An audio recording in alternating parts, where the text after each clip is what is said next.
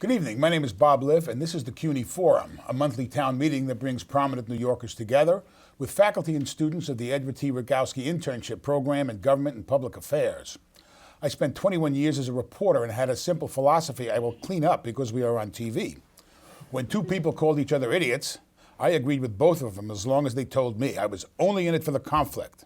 In the election campaign now slogging to a close, we have lots of conflict. But as is too often the case, we have far more heat than light. Across the country and across the state, the politics of anger and fear is center stage. Democrats are portraying Tea Party acolytes as mindless dupes for wealthy and nefarious right-wing string pullers. Republicans' demons of choice appear to be in no particular order: Barack Obama, Nancy Pelosi, immigrants, the Muslim mosque and community center near Ground Zero, and if you check the campaign ads around the country, New York itself. It is veering dangerously close to the point where populism morphs into a kind of nativism and xenophobia. Here in New York, Republicans, who frankly never had much of a shot to deny Andrew Cuomo the governor's mansion his father once lived in, rejected a perfectly mundane gubernatorial candidate in Rick Lazio for a Buffalo bomb thrower named Carl Palladino, whose promise to take a baseball bat to Albany has wound up with his own kneecaps, the only ones he has broken. Palladino might even take down two credible Republican candidates for comptroller and attorney general with him. It seems like the only thing we are taking from the gubernatorial campaign is that the rent is too damn high. There are real races, of course, with real implications for us, including Republican chances to take the House of Representatives in Washington and a higher likelihood they will take the state Senate in Albany. Everything from tax policy to school funding to redistricting, as well as the need to clean up a sense of impunity that has fed a culture of casual corruption, is at stake in Albany as we try to rekindle some sense of belief that our best days are ahead of us. Of course, I am old enough to have worked on Jimmy Carter's campaign and remember in 1980 that we said, "Oh good, Ronald Reagan, we can beat him." The lesson I learned, and that all Americans may learn to our peril, is to be careful what you wish for. You may get it. We are joined now by four prominent New Yorkers to discuss the current state of politics and what it all means. Gary Pierre-Pierre is the publisher of the Haitian Times and host-producer of the Independent Sources program on CUNY TV. David Diaz is a former reporter and current distinguished lecturer in the political science department at City College and CUNY's Graduate School of Journalism. Susan Del Percio is a veteran Republican activist and consultant who runs Susan Del Percio Strategies, and David Jones is a professor in the political science department of Baruch College. Let me start with you, David, as the kind of congressional expert. You've seen the campaigns around the country. There's a great deal of demonization of Obama, of Pelosi. Is it working? Yeah, I think it is working. I think that underneath that demonization of the Democrats as taking on too liberal an agenda, health care or Obamacare, as it's sometimes called, is this undercurrent of economic uncertainty. And I think that a lot of that demonization might not occur necessarily were we in different economic circumstances. Gary,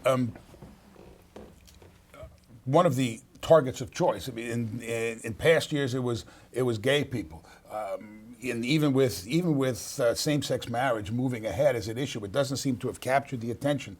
But immigrant bashing is a long and dishonorable tradition that's being played out in this election. Well, of course, as you said, when times are tough, people are looking for a scapegoat. And of course, immigrants become a natural target. First of all, they're powerless. They don't have a lobbying group that's really promoting their interests in the way it should be.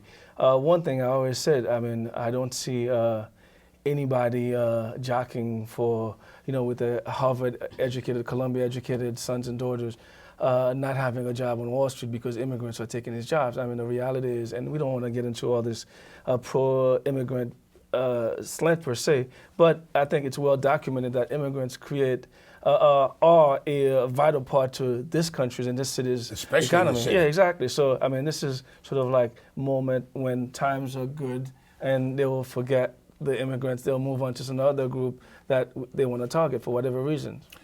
Susan, the Tea Party as a phenomenon exists because there's a real anger. I mean, it didn't come out of nowhere. And there's a real frustration with the Democrats in Washington Has it gotten out of control? And you see the Republicans, you see Republican leaders, more traditional Republican leaders saying, I must find my group for I am their leader. They're trying to get out ahead of it. I mean, is it a difficult... Which is their mistake in the first place, frankly. I mean, when the Tea Party started a year and a half ago, it really was community activism. It was on the healthcare debate, really, which really sparked it all, and going into the different congressional offices, having their voices heard, and that really sparked people. It also sparked their concern on the economy. But as we just heard from, we talked about Obamacare, we talked about immigration, we talked about gay rights, which were exactly the wrong things for Republicans to actually get sidelined into for this election season. It's the economy, the economy, the economy. And frankly, I think that's where, when you see the fringe candidates, that's where people are upset, because they didn't stay on the economy. They went into these fringe issues. David, you and I spent a couple of weeks as reporters, I think, more than 2 weeks. The media right now is very different than when you and I started in it, and you have kind of almost European ideologically driven media, whether it's Fox or it's MSNBC, that's driving a lot of this, a lot of the contention. It's kind of pushing politics out to the extremes. Is it our fault? Well, first of all, it's good for ratings. That's the reality. Fox News is the highest rated cable news network, doubling the audience of CNN and MSNBC. MSNBC's gotten into the game later than Fox did. Now they're trying to outfox Fox on the left. But you have to understand something. There is a long tradition in American journalism history of partisan press. The press was very partisan for the 1800s. I mean, it was take no prisoners kind of partisan, invective, denunciations, recriminations, left and right. We seem to be kind of coming back to that era, and people in television know that the things that get viewers, despite what a lot of people like to deny, viewers tend to like conflict, abrasiveness, edge. All of that is in almost any kind of programming now. They're looking for the attitude, they're looking for the edge, and we have the cable networks who carry it, and we have the all too willing participants in the process who know that that's the best and easiest way to get their face on TV. This idea of pushing politics out to the edges. Historically, we've seen this before.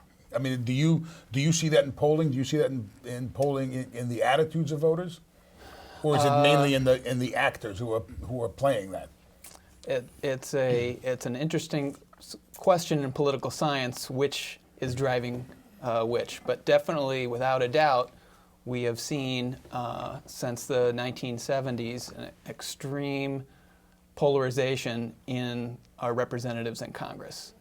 And right now, it looks like just already knowing who's not running amongst the Democrats and Republicans and who's been defeated in the primaries, even if we haven't figured out who's going to win yet on Tuesday, that this will be the most polarized Congress we're going to get after the election that we've seen in many, many decades. But it's kind of interesting bringing in the press angle, and how they react and how the candidates also now react. They've almost become willing and unwilling partners depending on the issue or what's going on. Because of the news cycle, you mentioned a lot the cable news cycle. Well, print reporters don't necessarily now have the time, or they're blogging because they have to scoop themselves to get this next story. And candidates are afraid not to jump on something quick enough, so instead of taking 30 minutes to say, is this the right thing to do? Is this the rational thing to do? They want to make sure they get into the top of the hour of CNN or MSNBC or Fox News. You remember the case of Shirley Sherrod? And you heard a lot about, well, look at what the administration did, how it jumped up and it got caught with its nose in the door and so on and so forth. But look at all the networks who didn't ask a simple set of questions of the guy who was peddling this tape. First question is this the entire tape? If his answer was no, the proper question was, well, we want to see the entire tape.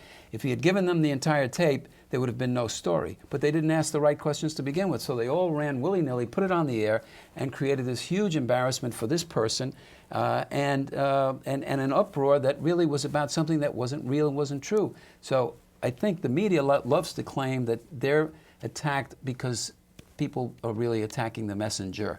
But I think the media has to begin to take some of the weight for its own decisions and its own faulty decisions. Isn't there an analogy in the Juan Williams situation there, where Juan Williams, who said something that was inartful in saying that, in expressing a fear he felt when he saw Muslim people in an airport, and then proceeding to say, but you can't act on that, you can't.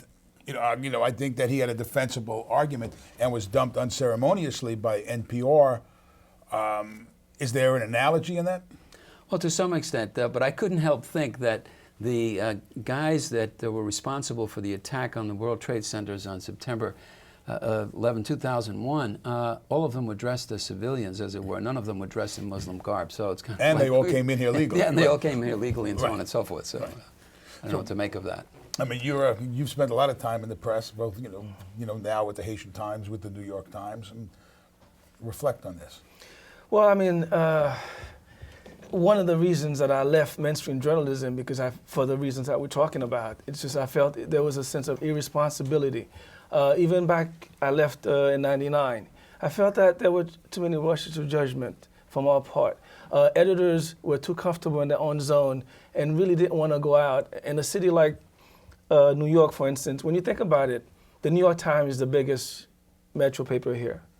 But if you go to Brighton Beach, you go to Flushing, Queens, you go to Mount Haven in the Bronx, and you go to Staten Island, I can guarantee you it's not the most important newspaper to these people. We're talking about millions of people, and something is amiss there. And we have to come to grip and really not play to people's fear. As a former New York Daily News reporter, it's also factual that within the city, that the Daily News has a higher circulation than the Times does. The Times has a higher circulation. Well, certainly, you're absolutely correct. But the point is being, I don't know why I'm being nice to them since they laid me off, but that's a fact. Bad taste. Well, I mean, at one point they stopped valuing quality journalism. I mean, and you see it happening today. We had a discussion with some colleagues here how right now the buzzword is multimedia journalist. Well, I remember when I was a reporter, it was extremely difficult to carry on an interview and at the same time to take pictures. Now you think, a reporter is going to be videographing and asking and editing.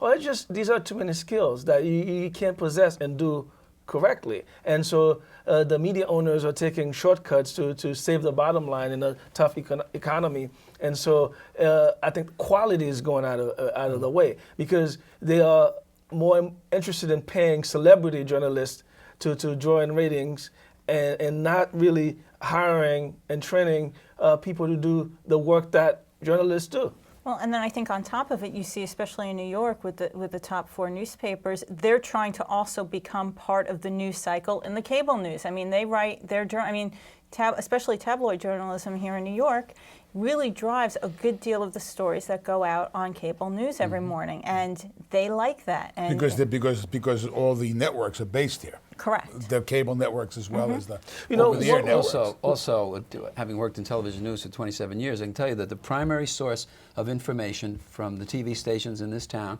from when I started to when I left in 2005, were the newspapers. If the newspapers went out of business, TV news in this town would die because they basically don't hire reporters to uncover news. They are hiring reporters to be representational and present the news. Well, as a PR person, that's what I do. I always go for a newspaper story because I know TV will follow. There you go. Exactly. The question is, what does that mean for people in this audience? What does it mean for the people of the city of New York, for the people in the state, across the country? What is that?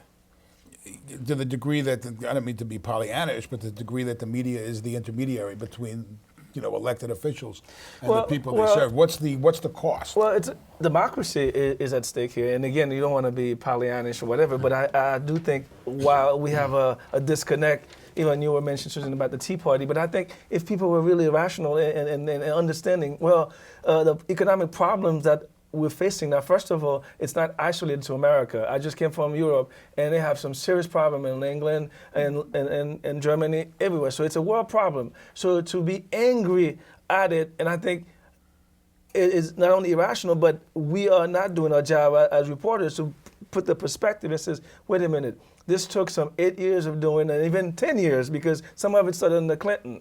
And so this is the end result. So maybe your anger is misguided, and we have to be courageous and tell it like it is, and not just flaming some fear unnecessarily. But doesn't it also kind of feed off the fact that people don't have the attention span? I mean, that's what really is also at stake. People want everything now. I mean, it used to be you could watch the evening news. Now you want it on a blog. You want to break the story fast. Everyone's on their BlackBerry. I mean, mine's in the other room, and I feel like I'm missing something. But there's also something But everyone else. wants that. Everyone wants it now, and everyone wants it broken down. So you feed off of it.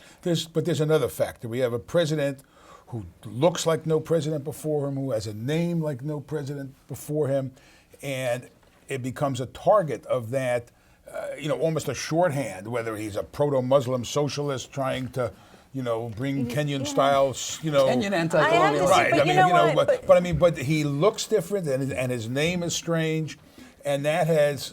But he was the same man who was elected nearly 2 years ago, and who came in with a 70% approval rating. And I do think, and just take out the Washington politics for a minute, overwhelming, this country wanted him to succeed. Whether you supported him when you voted for him or not, it was a monumental time in this country. And again, he enjoyed a 70% favorable rating for several months. I mean, it was in the 60s, which is still pretty good. So that all still exists, today. That part didn't change. It was policy that changed. Well, I would have to disagree to this extent.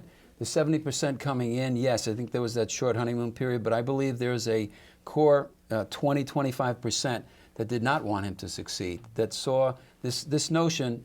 One of the things you hear from the Tea Party people is we have to take our country back. Question is, whose country? Why is it the country is theirs, and who is it that they're taking it back from?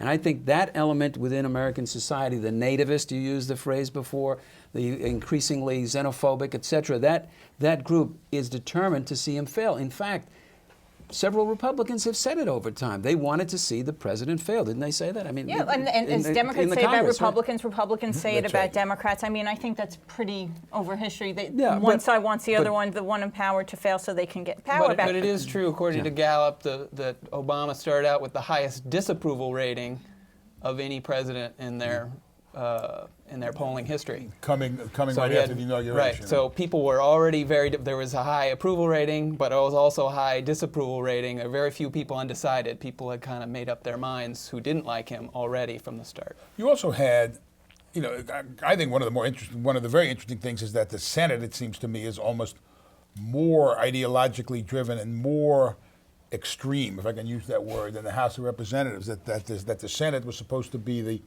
kind of tempering body, calming down the passions that were loose in the House, but that almost seems to have flipped. Or is that at least that's my perception. I wouldn't say flipped, but we see more of the action in the Senate. And so the media is going to focus on that.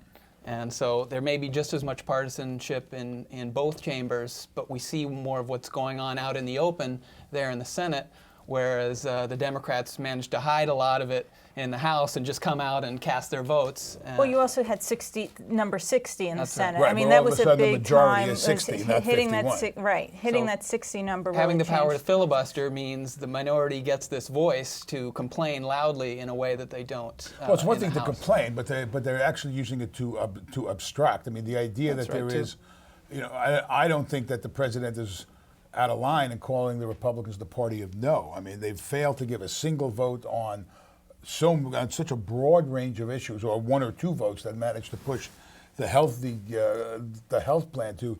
I mean, is that a governing philosophy, or is that a political it's an philosophy? electoral strategy, I think you have Right to from the say. start. Very quickly, because you had people that had signed on as co-sponsors to certain bills, And and they by the walked away time from that it, bill yes. comes up, that they walk away from something they'd already signed their name on earlier on. And so they're getting pressure from members of their party. And the electoral strategy is this: if Obama fails, that's going to drive up the number of seats that Republicans are going to win on Tuesday. But I think you can argue that when Congress came in and they took the health care bill, Obama did not bring the health care bill to the people. the House of Representatives did.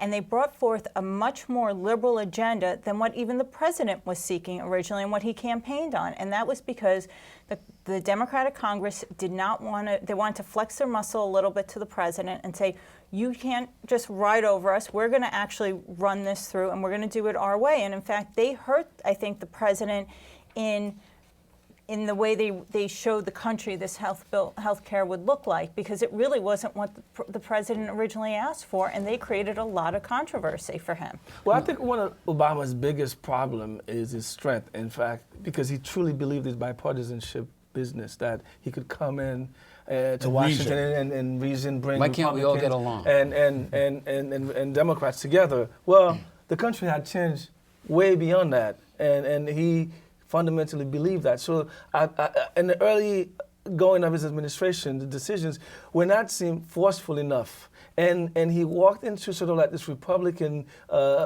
characteristic of Democrats as being soft. And he looked soft. And I think right now at the point of his administration, if he's going to succeed, he just has to be ideological and make sure that he does what's going to be right for the country. Otherwise, if he's treading this middle ground, he is doomed to fail.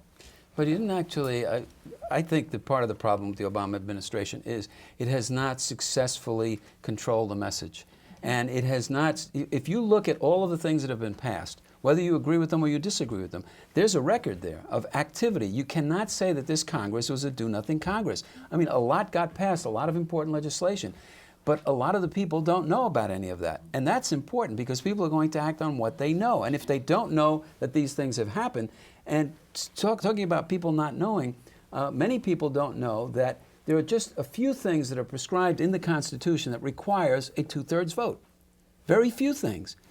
Well, we look at the Congress now, it becomes routine. Practically anything with any controversial dimension requires 60 votes. And that has changed the dynamic, especially in trying to deal with controversial things that maybe are needed, maybe not, but it should be the prerogative of the majority. That seems to have been taken out of the equation. But I think if he would have been the person bringing that message, I think he could deliver the message very well if he was the one who was in charge of it, whether it be on health care, financial reform. Unfortunately, I mean, you get into things like you hear about Harry Reid and the Louisiana Purchase and other things. I mean, those problems become the president's problems. When things are going out of control within their party, the president should be the one to step up to deliver. And, well, I think I don't think he really was able to capture that. And again, healthcare, whether you agree with it or not, it was a triumph for this administration. I mean, people should be campaigning on it. I, as a Republican, don't understand why they weren't more forceful on their wins. They keep saying, but we didn't lose. That, to me, is not a strong argument. I would argue this is what we did. Look at all of these achievements in the world where everyone said nothing can be done.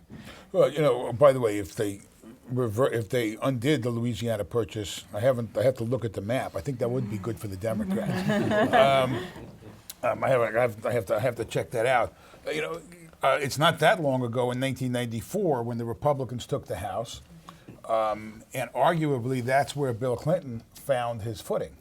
That the success of the Clinton administration was in opposing some of the, frankly, crazier things that the Gingrich Congress wanted to do.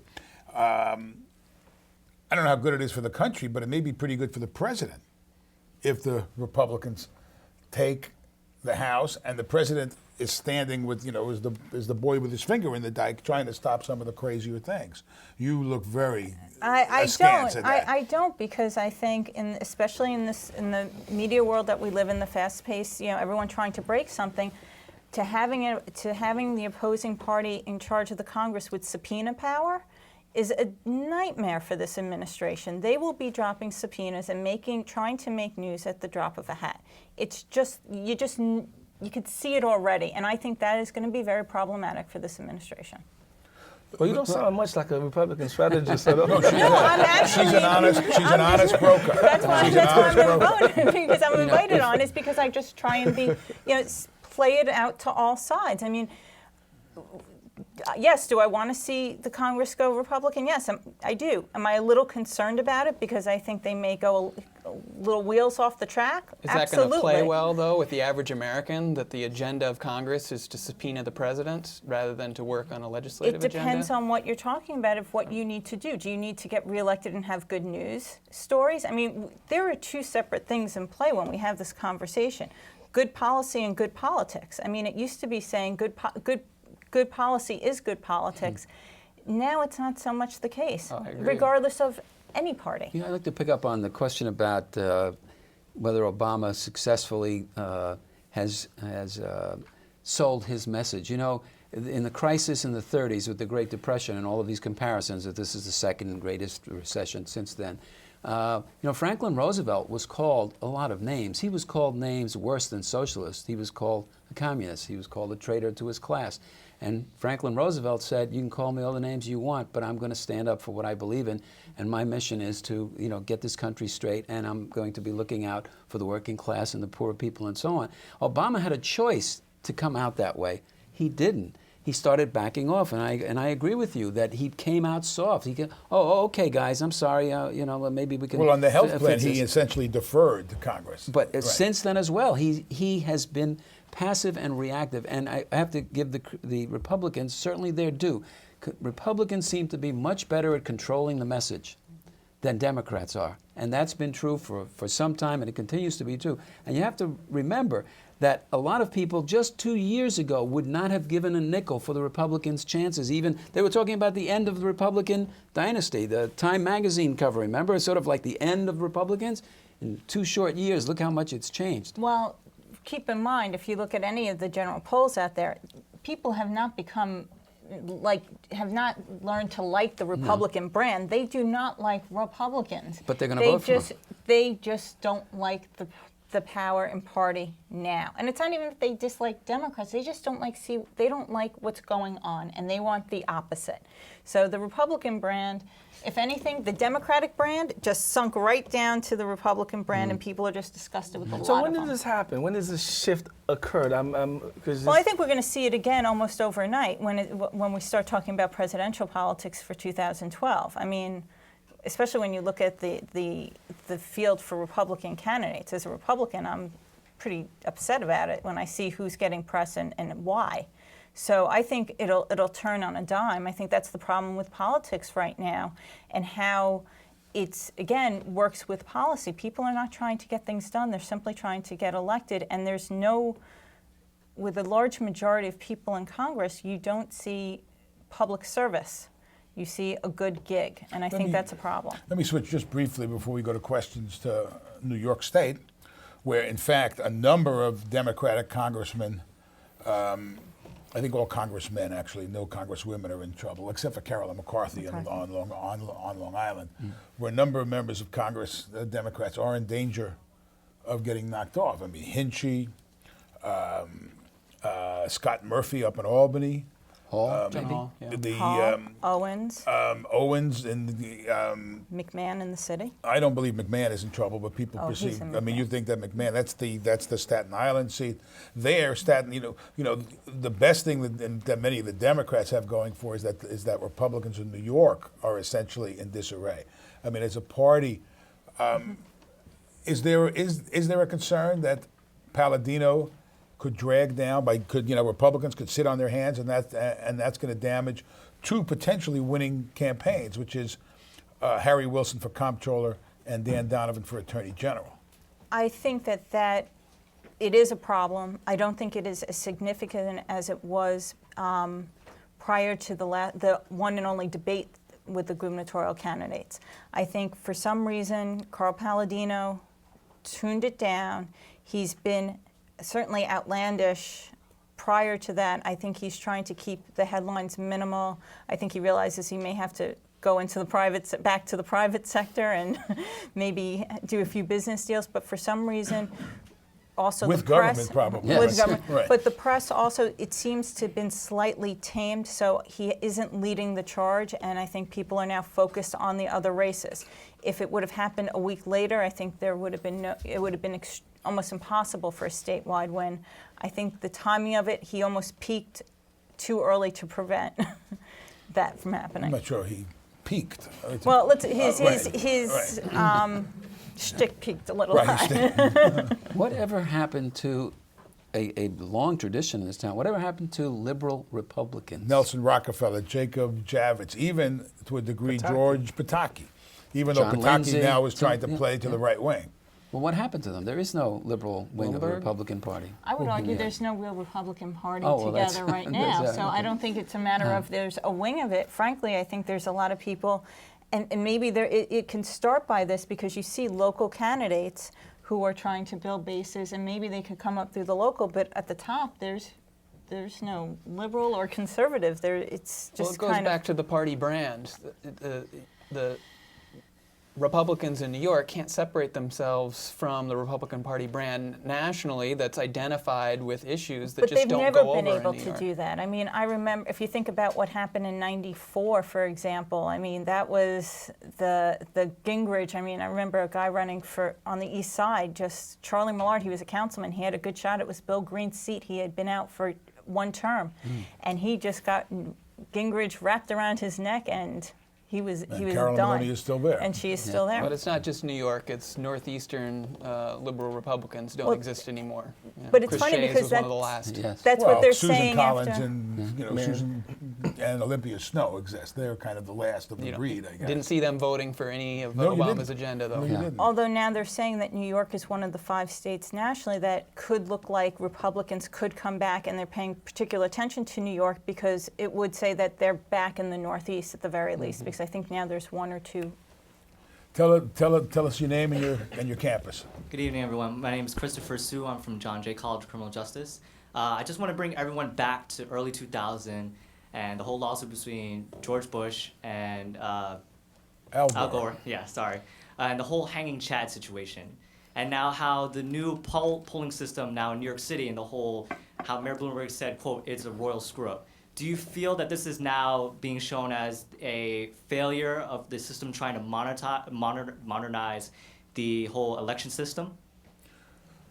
Well, as somebody who's been involved in it, I actually think that the problems in the primary were actually overblown. I think, I actually thought going in, we have gone from these wonderful old bizarre machines that are 50 years old, that if you ever looked at the back of them, they have these straps and these posts, and they're all tied together. So if you pull this, you can't pull that.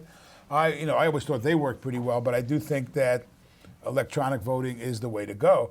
I think people thought that we were going to face a situation like the hanging Chads, where the old ladies in Palm Beach voted for Pat Buchanan Yes, instead of in record numbers. Although we had, they actually may have thought they were voting for James Buchanan, but we all thought that people were going to have a terrible problem figuring out the ballot. But in fact, I don't think people had a problem figuring out how to vote on the ballot. There was problems in the machines themselves but it was a test run, and it was a fairly low turnout primary, so maybe that was a good test run. I think that, the boards of elections around the state are kind of the last vestiges of, Tammany Hall, if you will, and whatever the Republican version of Tammany Hall would be. They are notoriously averse to technology and to modernization and to opening up their processes.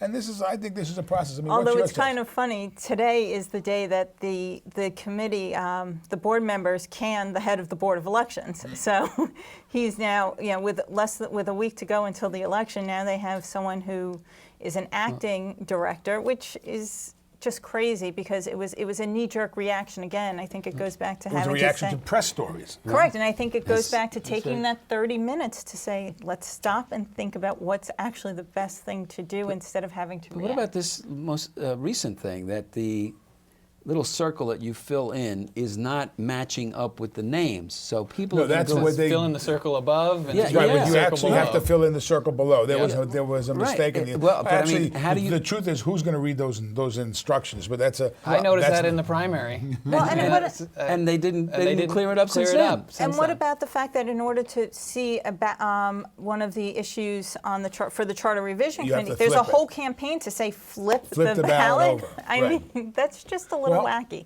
I actually think the old machines worked well, but Congress threatened to take away millions and millions of dollars if we didn't go to to elect.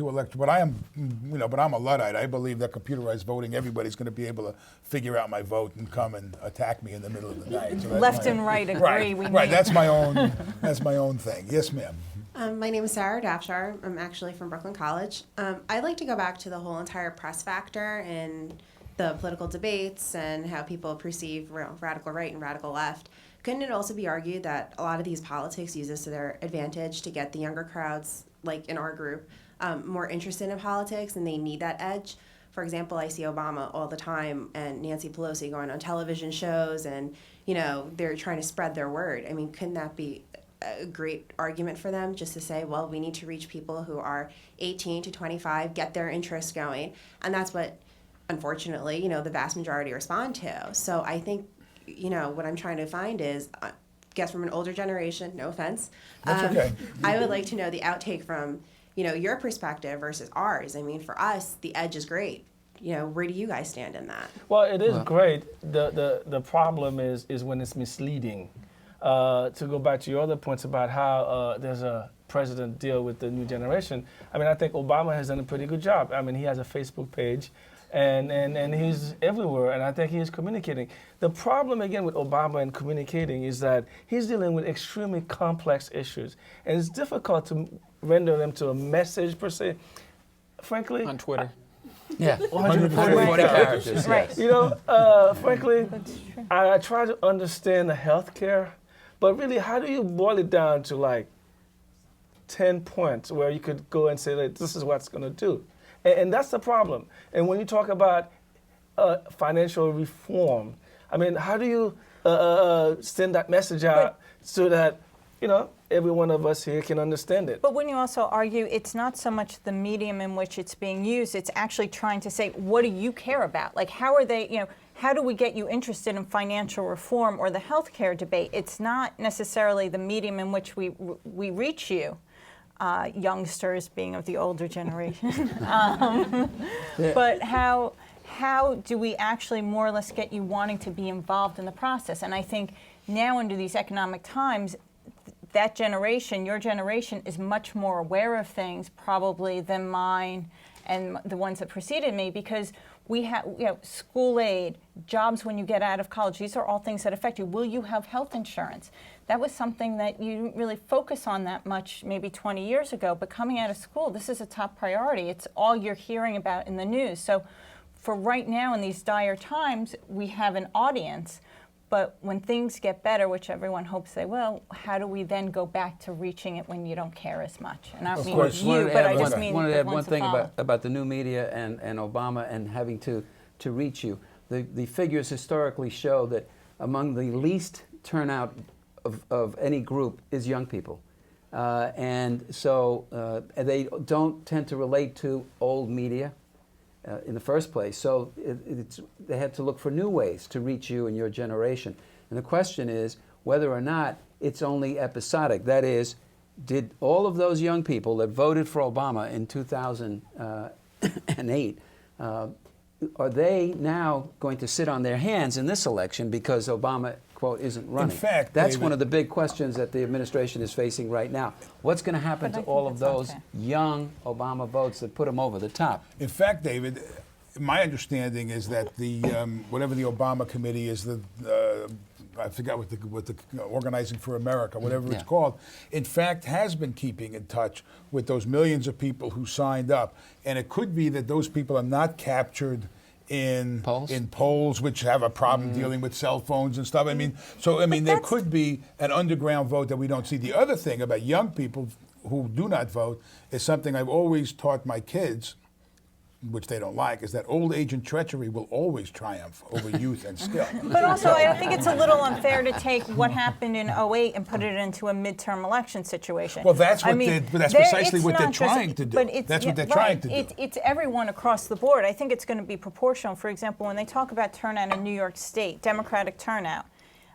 I think it's going to be pretty proportional of Democrats staying home or not, regardless of what category they go Well, into. the fact they perceive that Cuomo was absolutely going to win drives down their turnout as well. Right, and I think you can't just say, oh well, we have to get the that younger generation to they're not turning out to vote. But there's a lot of other people not turning out to vote. But for an this year. agenda for change, for some kind of transformation, you would need to deliver the message effectively that just voting for a change in the president isn't going to achieve that, because the system, this isn't a system of, you might say, a parliamentary system. You know, in England, they just passed this very draconian budget. It didn't have to go through a Congress.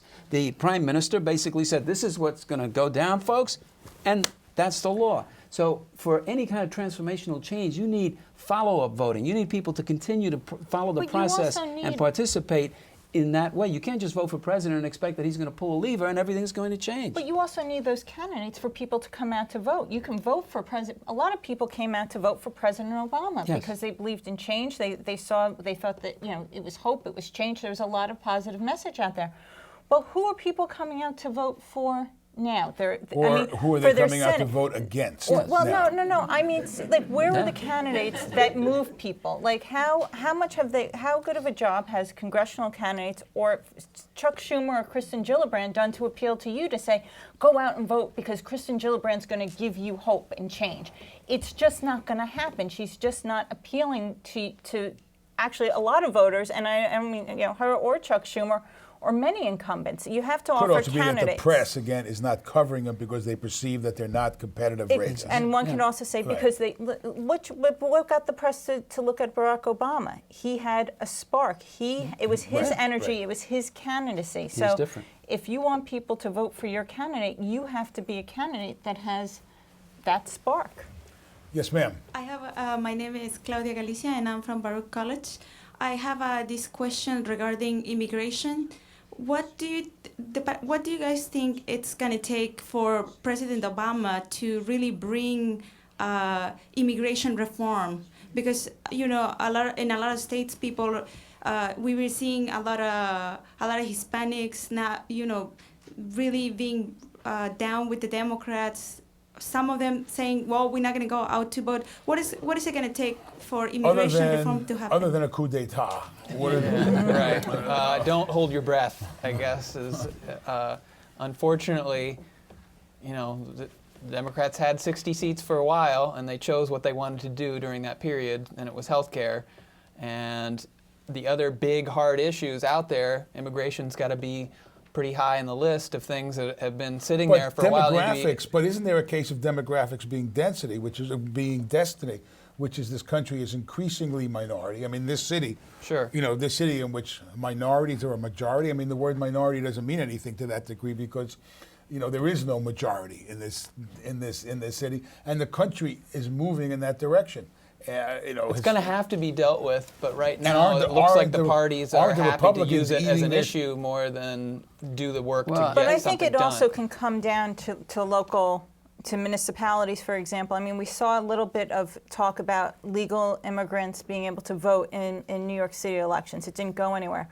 Well, they were able to vote in school board elections. School boards, correct.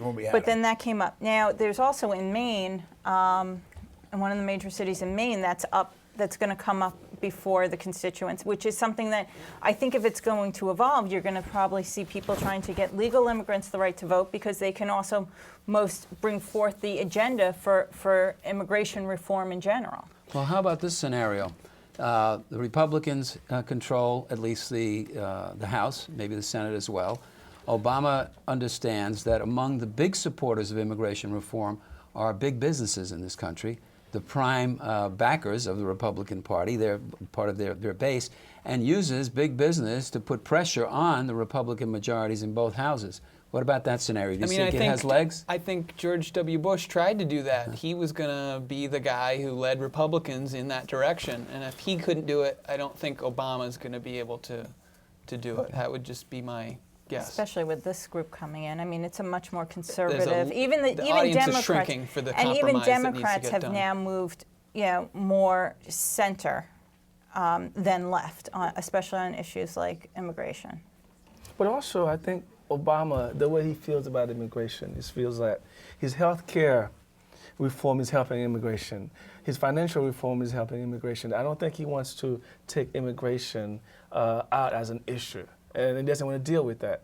even if he wins a second term, he's not going to tackle that issue. I'm just throwing this out as a question because I really never thought about it too much. But could it also be because, frankly, he's a little concerned about bringing that as a top priority for his administration? Because, you know, there's been talk that he's afraid of bringing certain issues forefront and how it affects, is he concerned about that publicly as well, as maybe immigration's not the best thing for him to bring the up? American Constitution is set up to make it difficult for the government to get something done. And I think that's actually a very good thing, because I think efficient governments tend to be very, very scary.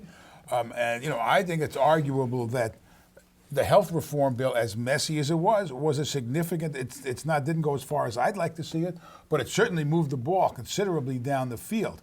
The same thing with the financial reform. The fact that this is messy, it's difficult to defend, as you were saying. It's difficult to argue complexity in the face of people who are exploiting simplicity, and they have their enablers, in whatever part of the media there is. But I think that immigration reform is precisely the kind of complex, issue that Obama, in particular, embraces the opportunity to tackle. So I actually think once he gets past the election, he may make a judgment again, especially if they hold a House, that this is their best shot in a generation. Otherwise forget about it. So I'm not sure. Yes, sir. My name is Igor Marochenkov, and I'm from Brooklyn College. Ms. Del Percio mentioned today that the Tea Party has started out a year and a half ago as an American volunteerist grassroots movement, but quickly became politicized in a pejorative way, just like the evangelist movement a decade ago. Plus, two quotes from today. Media is pushing politics out to the extremes, and people have a short attention span. So why is it that people have short attention span? Why don't we see strong volunteerist grassroots movements concerned with substantive issues? These groups exist, but have little to no influence on national policy debate. Is it the people or the media to blame for that? I think one feeds off the other, frankly. I don't think it falls one to, you blame people for having short attention spans, and then you blame the media for treating people for having short, attention spans. It kind of just, they feed off of one another. Well, there's numerous studies that show that the amount of policy information, for example, in American newspapers has declined by incredible percentages over the last 15 to 20 years. The other research that shows, for example, that in the 1960s or 70s, a political figure of the stature of a president or someone close to that, a senator, would have a soundbite on the evening news that would run for 47 seconds. It's down now to 9 seconds.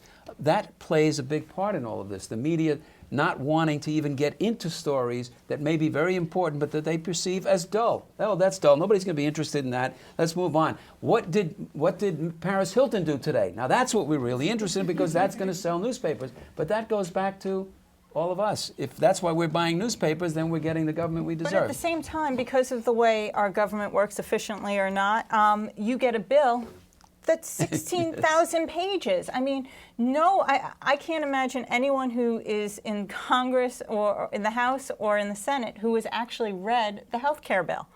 Well, what else are they getting paid to do? They're not, and they put it down. I mean, the question is also, do we simplify what we're really trying to do? How come a piece of legislation needs to be over 1,000 pages? Shouldn't it be able to It affects 1/6 of the economy.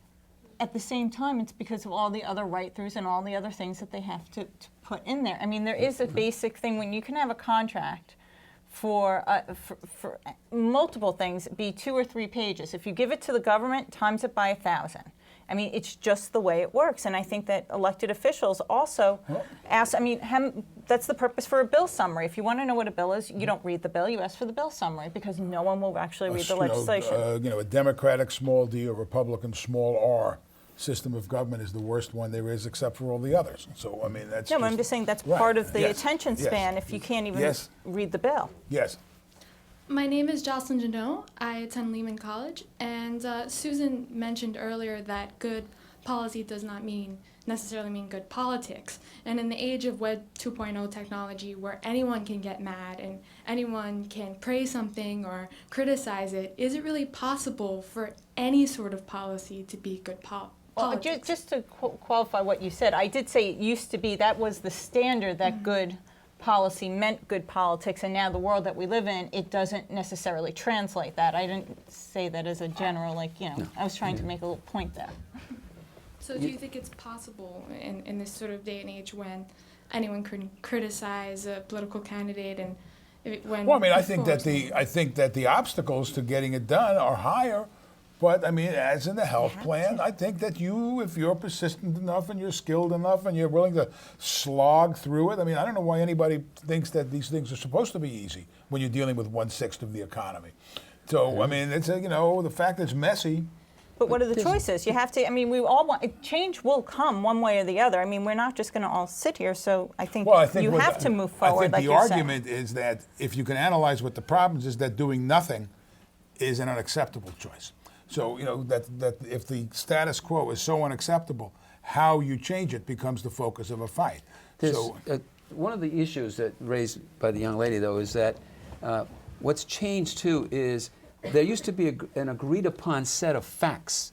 Now there seems to be no agreed-upon set of facts. So, for example, you watch a debate and somebody will say, well, the Congressional Budget Office numbers, the Congressional Budget Office, who's going to believe that? But wait a minute, didn't you guys set that up precisely so that you don't have partisan data, that it would be nonpartisan data? No, we're not going to pay attention to that. Daniel Patrick Moynihan. What did Daniel Patrick Moynihan say? Everybody's entitled to their own opinion, but not to their own facts. Right. But that's what's dominating a lot of the internet and There's a man with a sense of history. Other studies have been shown that in the nanosecond world we live in with the internet, that it has become harder to catch up with fallacies, with falsehoods, and that they spread like that, and they're very hard to retract, to unring the bell. That's another thing we're facing. People walk around telling, saying the most preposterous things, and then they say, "Oh yeah, I saw it on the internet." Oh, well, that solves everything. Now we know it's true. Well, for my clients, I'm very concerned. Like, if they're going to speak to a blogger, unless they are a journalist, someone who blogs for the press, I won't let them just speak to them so casually, because there's no journalistic integrity for the blogger. There's no, verifying a source, actually writing what the person says, not interpreting what the person says. I'm very careful, because once something's out there, you can fix it. You can't pull anything But you can't back. pull it off. I mean, if anyone remembers when Hillary Clinton was running, and she didn't leave, it was reported that she didn't leave a tip for a waitress. Oh my God, yes. Now, that was reported, I think, about 9 a.m. By 12, it was the story of, didn't she learn anything by Bill Clinton, da-da-da-da-da. By 3, it was, we think she may have left a tip. And by 6, it was, she left the biggest tip the waitress ever got in her life times 5. So with all of that happening, you can't take out the story that Hillary Clinton didn't leave a tip. That's right. So, Yes, ma'am. That's right. Hi, my name is Lisa Nguyen, and I'm from Brooklyn College. My question is, when I was working for the Assemblywoman Rhoda Jacobs, I received a lot of complaints from the voters complaining that the voting system is completely biased against them because they did not know what to do, the font was too small, and they weren't familiar with some of the technology. So how would you respond to that? I agree with them. I mean, at the same time, I think that I do believe that within 1 or 2 election cycles, people are going to get used to it. I mean, this is just, we're all creatures of habit, and especially New Yorkers. And it's like, when people say, "Oh, I can't complain," I always say, "Well, you're a New Yorker. Of course you can complain." That's an obligation. What we do. So, I mean, I just think that the ballot is going to be, as long as I can trust the technology, which of course, as I've already expressed, we don't. I think that all this situation is going to work itself out, and it is. They do have magnifying glasses, I believe. Yes, they do. They do have magnifying glasses at each polling site if you need to use it. So, yes, not that sir. the younger generation would understand. Right, for the younger generation. That's for those of us who are older and treacherous. Doubles for menus. Yes. Hi, my name is Cameron Singh, and I attend the City University of Queens College. And my question is that with the increase of public involving with the media and technology, like blogging and YouTube, do you feel that it hurts politics? Because in a sense, the public is getting more aware about politics, but in a sense, there's more negativity bringing upon to politics as well. So far, I don't think it has helped politics at all. I mean, I think it has helped some politicians. It has helped some advocates with very narrow agenda. But I don't think the discourse is getting any richer in our society today because we have all these venues. I think Susan explained it earlier. Well, we have all these venues, but it's muddled. And I used to teach a course at the CUNY Graduate School of Journalism where I told my students it was the best of time to be a journalist, but it's also the worst of time. Because Bob will tell you, back in the day, to get some public records, it took you months and lots of money. You had to work for a deep-pocketed news organization. Well, right now, you can find out how much I paid for my house. Just go to Google. I was flabbergasted when I saw that. We will check that. and so, you know, now politics needs to use this media, this new technology, to improving American society. I mean, I come from a country where, you know, talk about politics doesn't work. Well, you know, the media there is facing the same problems. There's some of the criticism we talk about our media here is worse in Haiti. And I think we have to really change the game and really be a little bit civil because, you know, resources are getting scarcer and there's a fight for them and we just cannot play on people's fears. And politicians have been doing a good job at that. And it's time for the public to realize that, hey, you know, you're smart enough to know that in 2 years you cannot undo what took 10 years to do. It's just logically impossible, and you shouldn't be prey to this kind of message or mismessage. But we have to be hopeful that maybe after we get used to the voting machines, maybe people, and I think it will happen naturally, will start digesting this information and start realizing it's not all true and it's not all false. And maybe through some of the clutter, which is so abundant right now, down the road, people will know how to really tune it out. You got to hope for that, or otherwise, it's pretty sad. You know, it's also the case that complaining about how, you know, technology and all this stuff is changing politics doesn't really matter because if you're in politics, you have to play the hand you're dealt. I think that it was Mario Cuomo who said that you campaign in poetry and you govern in prose, and the poetry is kind of strident right now. I just got the goodbye sign. I always make deadline. Thank you very much, and we'll see you next time on CUNY Forum. Thank you. Thank you. Thank you.